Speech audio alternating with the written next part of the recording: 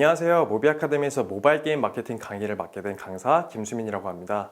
저는 모바일 마케팅 대행사인 모비데이즈에서 게임팀 팀장으로 근무를 했었고 이후에는 국내 게임사 넥슨에서 글로벌 UA 마케팅을 담당한 경험이 있습니다. 현재는 어트리뷰션 플랫폼인 앱스플라이어에서 고객 성공 매니저로 근무하고 있습니다. 네오이즈의 피망포커, 코나미의 유이왕 듀얼링크스, 넥슨의 오버히트 글로벌이나 메이플스토리 M 글로벌, 마블 배틀라인처럼 다수의 런칭 타이틀과 서스테이닝 캠페인을 운영한 경험이 있습니다. 마케팅이란 영역에 당연히 정답은 없지만 제가 그동안 쌓아온 캠페인의 경험을 바탕으로 모바일 게임 마케팅에 처음 입문하시는 분들에게 대략적인 방향성을 설정해드리고 기본적으로 알고 계시면 좋을 법한 정보들을 전달드리는 것을 이번 강의의 목표로 하고 있습니다. 가장 첫 3강에서는 그 모바일 게임의 라이프 사이클을 이해하고 각각의 타임라인별로 어떤 특성을 가지고 있으며 마케터가 어떠한 목적성을 가지고 액션을 준비해야 되는지에 대해서 알아보겠습니다.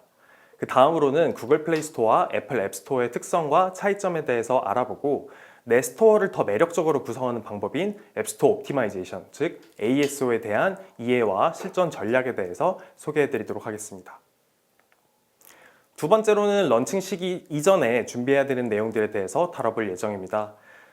모바일 마케팅의 성과를 정확하게 측정하기 위한 트래킹 솔루션에 대해서 설명드리고 트래킹 솔루션을 제대로 해석하기 위해서 알아야 되는 개념들에 대해서 설명드리겠습니다.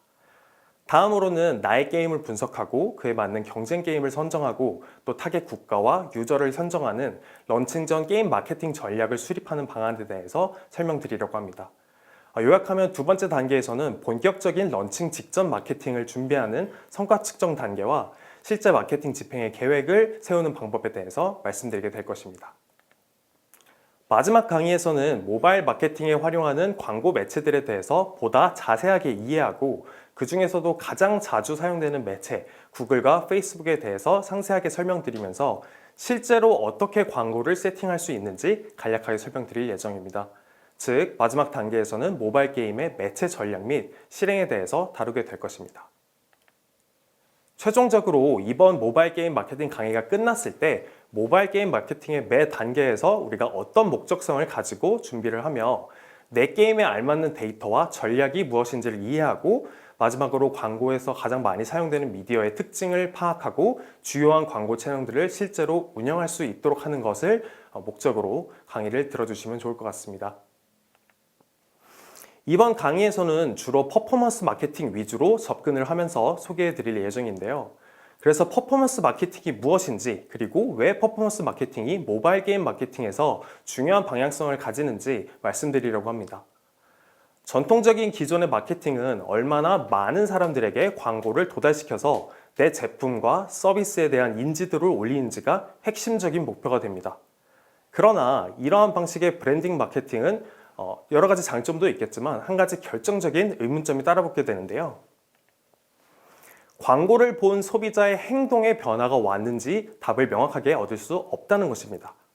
브랜딩을 실시하고 나서 매출이 증가했다고 하더라도 과연 매출 증가분 중에 광고에 영향을 받은 것이 얼마나 되는지 또 구매한 소비자 중에 이번에 신규로 유입된 소비자는 얼마나 될지 등 브랜딩 마케팅의 효과를 수치로 명확하게 증명해내는 것이 매우 어렵습니다. 설령 수치화를 하더라도 완전히 독립된 요인으로서의 브랜딩 마케팅의 효과를 구분하는 것은 사실상 불가능하다고 볼 수 있겠습니다. 반면 퍼포먼스 마케팅은 전통적인 브랜딩 마케팅에서 해소하지 못하는 결과, 즉 소비자의 행동에 초점을 맞추는 데 의의가 있습니다.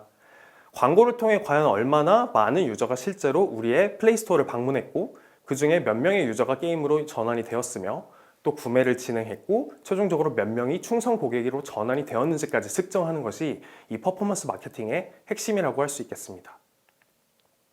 이러한 퍼포먼스 마케팅이 부각되고 또 가능해진 것은 온라인 그리고 더 나아가서 모바일 위주의 환경으로 재편되었기 때문입니다. 모바일 기기에 할당되는 각각의 고유한 정보값을 바탕으로 우리는 어떤 유저가 어떤 경로로 어떤 광고를 보고 유입이 되었고 앱을 설치했는지 혹은 이탈했는지 설치한 이후 얼마의 구매를 발생시켰는지 또 레벨 몇을 달성했는지 등 실제 결과값을 바탕을 획득할 수 있게 되었고 이를 바탕으로 마케팅 투자 대비 결과값을 명확하게 수치화할 수 있게 된 것입니다. PC보다는 모바일에서 웹보다는 앱에서 마케팅 성과 측정의 정확도는 더 높게 나타나는데요. PC 웹이나 모바일 웹 등 다양한 채널을 통해서 유입이 가능한 커머스 같은 서비스와는 다르게 모바일 게임의 경우에는 앱스토어를 통한 유입만 가능하기 때문에 정확한 성과 측정을 할 수 있습니다. 따라서 실제 결과값을 바탕으로 최적화해 나가는 퍼포먼스 마케팅의 효과를 가장 잘 활용할 수 있는 산업군이라고 볼 수 있는 것이죠. 실제로 모바일 퍼포먼스 마케팅의 발전은 모바일 게임 마케팅의 발전과 그 흐름을 같이 했다고 해도 과언이 아닌데요. 또 여전히 모바일 게임이 전체 모바일 광고 시장에서 차지하는 비중 자체가 굉장히 큰 편이기 때문에 모바일 게임 마케팅을 이해하는 데 있어서 퍼포먼스 마케팅은 굉장히 중요한 키워드라고 볼 수 있겠습니다. 모바일 게임이 어떤 라이프 사이클을 가지고 있는지를 알아보면 각각의 단계에서 마케터가 무엇을 준비하고 어떤 마케팅이 필요한지 시각화하기가 편해지는데요. 대작 게임이냐, 인디 게임이냐, RPG 게임이냐, 하이퍼 캐주얼 게임이냐 이렇게 게임의 장르나 성격에 따라서 많이 다를 수는 있겠지만 가장 일반적인 형태의 모바일 게임의 라이프 사이클은 이와 같은 형태를 띠게 됩니다. 우선 국내를 기준으로 출시 이전 사전 예약 기간, 그리고 초반 유저가 가장 많이 유입되는 런칭 초반, 그리고 신규 유입이 감소하고 DAU가 조금씩 하락하면서 매출이 상승되는 유지기, 그리고 대규모 업데이트를 통해 유저 복귀 및 신규 유저 유입을 꾀하는 재활성기로 볼 수가 있습니다. 글로벌 기준으로 볼 때는 이보다는 사전 예약의 비중이 조금 더 낮다고 이해해 주시면 되겠습니다. 여기서 특이할 만한 점은 모바일 게임의 라이프 사이클은 PC 게임의 그것과 비교했을 때 굉장히 짧다는 점입니다.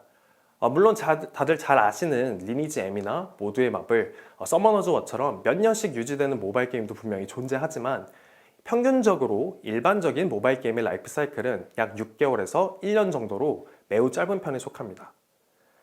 그만큼 게임 자체의 매력적인 컨텐츠를 담아내는 것이 중요하지만 인게임 컨텐츠에 관여할 수 없는 마케터의 입장에서는 각각의 타이밍에 적절하게 마케팅 액션을 취하는 것이 매우 중요하다는 뜻이기도 합니다. 먼저 사전 예약은 게임이 런칭되기 이전에 내 게임에 대한 관심을 불러일으키고 실제 게임이 런칭되었을 때 사전 예약했던 유저들이 쉽게 내 게임으로 전환되는 것을 목표로 하는 마케팅 활동입니다. 사전 예약을 한 유저에게는 보통 게임이 런칭되었을 때 게임에서 쉽게 정착할 수 있도록 지원해주는 인게임 재화 등을 지급하게 됩니다. 최근에는 사전 예약 마케팅의 경쟁이 매우 심화되면서 사전 예약자를 확보하더라도 실제 런칭 기간에 내 게임으로 전환시키는 것을 담보할 수 없게 되었는데요. 따라서 마케팅 예산이 충분하지 않은 경우에는 사전 예약을 최소한으로 진행을 하면서 게임이 출시될 예정이라는 점을 내 게임의 메인 타겟 유저들에게 알리는 정도로만 진행을 하는 것이 적정하겠습니다. 사전 예약은 특히 국내 시장을 타겟으로 할 때 보다 효율적인데요. 국내에서는 유저들이 사전 예약을 진행하면서 핸드폰 번호를 제출하고 이를 마케팅에 활용하는 데 큰 거부감이 없기 때문에 이를 바탕으로 런칭 시에 문자 푸시 발송 등 이후 마케팅에서 활용할 수 있는 요소가 충분하지만 글로벌에서는 전화번호 수집이 어렵기 때문에 메일 등을 통해서 푸시를 발송하게 되고 이 경우 전환율이 굉장히 떨어지는 모습을 보입니다. 따라서 글로벌 런칭 시에는 구글 플레이 스토어의 사전 예약을 기능을 활용해서 진행하는 것이 효율적입니다. 다음은 게임의 런칭, 상승기입니다.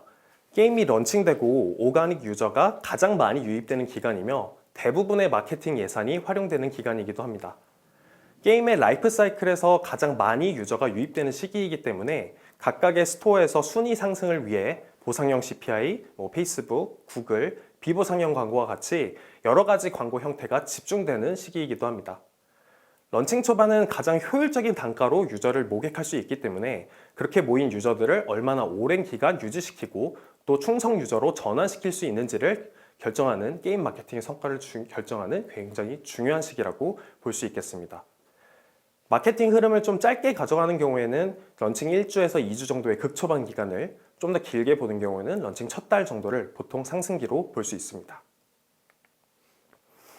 유지기는 런칭 초반이 지난 이후 오가닉 유저나 광고를 통한 유입이 줄어들면서 DAU가 유지 혹은 점차 떨어지는 시기입니다.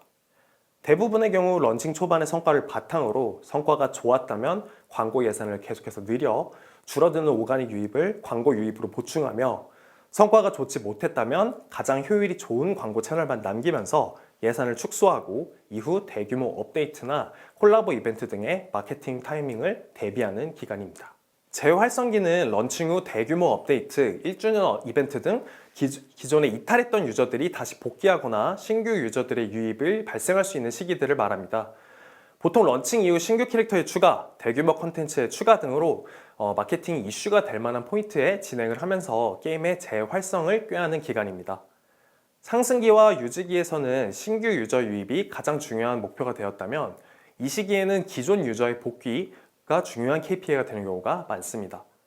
따라서 이전 시기와는 다르게 활용하는 광고 매체의 성격이 바뀌거나 캠페인의 목적이 달라지는 경우가 많은 것이 특징입니다. 또한 기존에 쌓아놓은 내 마케팅의 유저 데이터를 활용하는 것이 특히 중요한 시기이기도 합니다. 런칭 후 꽤 많은 시간이 지난 시점이기 때문에 상대적으로 유저 한 명을 모객하는 데 드는 비용이 커지게 되므로 단순히 퍼포먼스 마케팅 위주의 캠페인 이외에도 브랜딩 성격을 띤 캠페인들을 동반으로 진행하는 경우가 많습니다. 요약하자면 런칭 이후 게임을 재활성화하기 위해 다양한 채널과 광고 소재를 활용하게 되며 캠페인의 성격이 복합적으로 변하는 시기이기도 합니다. 앞에서 이제 간단히 모바일 게임 마케팅의 라이프 사이클에 대해서 알아봤는데요. 이제 각각의 타임라인에서 보도한 상세한 설명과 어떠한 마케팅 액션이 필요하게 되는지 알아보겠습니다. 먼저 사전 예약 기간에는 사전 예약자 모객 그리고 게임의 인지도 상승 이 두 가지가 가장 큰 KPI가 됩니다.